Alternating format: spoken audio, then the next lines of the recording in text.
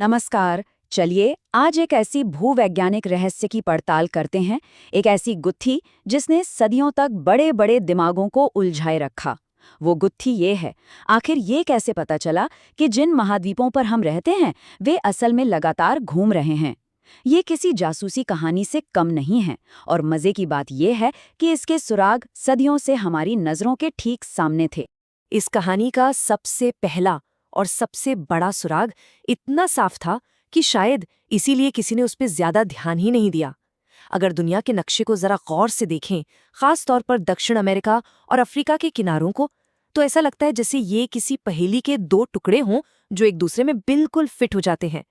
क्या ये बस एक इत्तेफाक था या इसके पीछे कोई गहरा राज छिपा था? महाद्वीपों का ये कमाल का मेल ही हमारी पृथ्वी की सबसे बड़ी पहेली का शुरुआती बिंदु है। ये कोई मामूली इत्तेफाक नहीं था, बल्कि एक बहुत बड़े रहस्य का पहला धागा था जिसे सुलझाने में दशकों लग गए। वैसे ये ख्याल बिल्कुल नया भी नहीं था। 1858 में एंटोनियो पेलेग्रीनी जैसे कुछ लोगों ने इस पर ध्यान दिया था। उन्होंने देखा कि उत्तरी अमेरिका और यूरोप की कोयले की खानों में एक जैसे ही पौधों के जीवाश्म मिल रहे थे। इससे उन्हें शक हुआ कि शायद ये महाद्वीप कभी एक दूसरे से जुड़े हुए थे।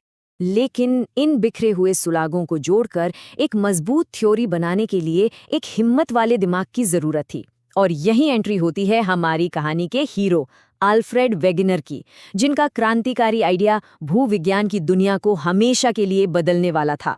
तो 1912 में वेगनर ने एक बहुत ही बड़ा आइडिया सामने रखा। उन्होंने कहा कि लगभग 20 करोड़ साल पहले दुनिया के सारे महाद्वीप एक साथ जुड़े हुए थे, एक विशाल सुपर कॉन्टिनेंट की शक्ल में। उन्होंने इसे नाम दिया पैंजिया। और फिर वक्त के साथ ये विशाल जमीन का टुकड़ा टूट गया और इसके हिस्से आज के महाद्वीपों के रूप में अलग अलग दिशाओं में बह गए। अब देखिए, वेगनर का सबसे मजबूत सबूत था जीवाश्मों का। मेसोसॉरस नाम का एक छोटा सरीसृप। इसके जीवाश्म सिर्फ 2 जगहों पर मिलते हैं, ब्राजील और दक्षिण अफ्रीका। इन दोनों जगहों के बीच तो आज एक पूरा का पूरा अटलांटिक महासागर है। ये छोटा सा जीव भला इतना बड़ा समंदर तैरकर कैसे पार कर सकता था? सवाल तो बड़ा था। और वेगनर यहीं नहीं रुके। उन्होंने तो सबूतों का एक पूरा पहाड़ खड़ा कर दिया।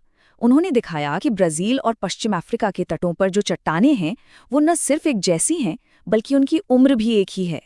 उन्होंने घाना के सोने की खानों का कनेक्शन ब्राजील की चट्टानों से जोड़ा। और शायद सबसे हैरान करने वाली बात, उन्हें आज के गर्म हिंदुस्तान में पुराने ग्लेशियरों के निशान मिले। मतलब साफ था कि भारत कभी एक बहुत ही ठंडे ध्रुवीय इलाके में था। इतने सारे सबूतों के बाद तो लगता है कि वैगनर को हीरो मान लिया गया होगा, है ना? पर ऐसा बिल्कुल नहीं हुआ। उस समय के वैज्ञानिक समुदाय ने उनकी थ्योरी को सिरे से खारिज कर दिया। उनकी कहानी एक तरह से अधूरी रह गई, क्योंकि सबूतों के इस पहाड़ में एक बहुत जरूरी टुकड़ा गायब था। तो आखिर वो गायब टुकड़ा था क्या? देखिए, वेगनर ये तो बता पा रहे थे कि क्या हुआ, मतलब महाद्वीप अलग हुए, लेकिन वो ये नहीं समझा पा रहे थे कि कैसे हुआ। आखिर वो कौन सी जबरदस्त ताकत थी जो पूरे के पूरे महाद्वीपों को धरती पर इधर-उधर धकेल सकती थी? उन्होंने जो कारण बताए, जैसे ज्वार-भाटा और गुरुत्वाकर्षण, वो इतने बड़े काम के लिए बहुत ज्यादा कमजोर थे। बिना किसी शक्तिशाली इंजन के उनकी थ्योरी बस एक थ्योरी ही बनकर रह गई। कई दशकों तक वेगनर की थ्योरी ठंडे बस्ते में पड़ी रही। फिर इस केस में एक नया मोड़ आया, एक ऐसी अनजान जगह से जिसके बारे में किसी ने सोचा भी नहीं था, समंदर की गहरी खाइयों से। और यहीं से इस रहस्य का अगला सुराग सामने आने वाला था। सवाल अब भी वही था, आखिर वो इंजन, वो जबरदस्त ताकत कहाँ छिपी हो सकती है जो पूरे के पूरे महाद्वीपों को सरका सके? और इसका जवाब समंदर की गहराइयों में इंतजार कर रहा था। दूसरे विश्व युद्ध के बाद नई टेक्नोलॉजी आई जिसने समंदर के नीचे की दुनिया का नक्शा बनाना मुमकिन कर दिया, और जो सामने आया उसने सबको हैरान कर दिया। समंदर का तल सपाट और वीरान नहीं था, बल्कि वहां तो दुनिया की सबसे लंबी पर्वत श्रृंखला मौजूद थी, जिसे मध्य महासागरीय कटक यानी मिड ओशनिक रिज कहा गया। 1960 में हैरी हेज नाम के एक वैज्ञानिक ने एक बिल्कुल नया क्रांतिकारी आइडिया दिया, सी फ्लोर स्प्रेडिंग थ्योरी। उनका कहना था कि इन मध्य महासागरीय कटकों से लगातार नया लावा निकल रहा है, जो समंदर का नया फर्श बना रहा है। और पुराने फर्श को दोनों तरफ धकेल रहा है, एकदम एक विशाल कन्वेयर बेल्ट की तरह। और बस यही वो पल था जहां सारी कड़ियां जुड़ने वाली थीं। समंदर के नीचे से मिले नए सबूतों ने न सिर्फ वैगनर की पुरानी थ्योरी को जिंदा कर दिया, बल्कि आखिरकार उस एक गायब टुकड़े को भी सामने ला दिया जिसने इस केस को हमेशा के लिए सुलझा दिया। और वो गायब इंजन क्या था? वो था संवहन धाराएं, यानी कन्वेक्शन करंट्स।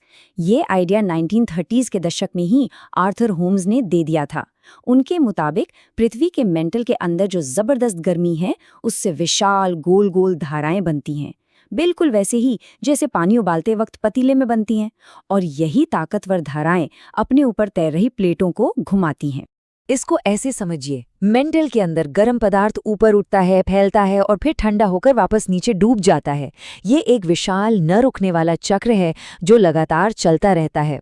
यही है वो शक्तिशाली इंजन जिसकी वैगनर को हमेशा से तलाश थी, जो ऊपर की प्लेटों को लगातार गति में रखता है। लेकिन इस थ्योरी को पत्थर की लकीर बनाने के लिए एक आखिरी पक्के सबूत की जरूरत थी। एक ऐसा सबूत जिसे कोई न झुठला सके, एक तरह का जियोलॉजिकल फिंगरप्रिंट।